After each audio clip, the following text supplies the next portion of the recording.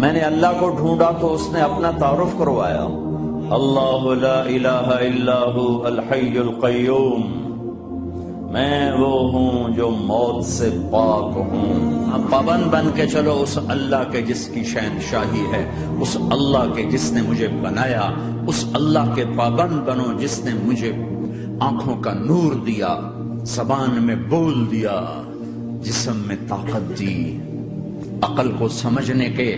اوصاف دیے۔ اس اللہ کے پابند بن کے چلو جس نے قرآن کو اتارا، جس نے دھرتی کو بچھایا، جس نے آسمان کو اٹھایا۔ آسمان کی چھت میرے اللہ کے قبضے میں ہے، زمین کا فرش میرے اللہ کے قبضے میں ہے، ہواؤں کے جھونکے میرے اللہ کے قبضے میں ہے، سردی کا موسم میرے اللہ کا ارادہ ہے، گرمی کی تپش میرے اللہ کا ارادہ ہے، بادلوں سے پانی کا گرنا میرے اللہ کا ارادہ ہے، برف کا گرنا میرے اللہ کی بادشاہی ہے، اور طوفانوں کا آنا، بجلیوں کا چمکنا، بادلوں کی گرج، موسموں کا تبدیل ہونا، درختوں کے پھل، پھلوں کے ذائقے، ذائقوں میں خوشبو، پھلوں میں مٹھاس، پھلوں کے اوپر کور، چھلکے۔ ایک انار ہی میرے رب کی قدرت کا شاہکار ہے، دانا دانا ذرا جوڑ کے دکھاؤ، پھر اس کو پردوں میں لپیٹ کے دکھاؤ، پھر اس کی پیکنگ کر کے دکھاؤ، پھر اس میں رنگ بھر کے دکھاؤ، پھر اس میں ذائقے بھر کے دکھاؤ، گائے کے تھن سے نکلتا دودھ دیکھو،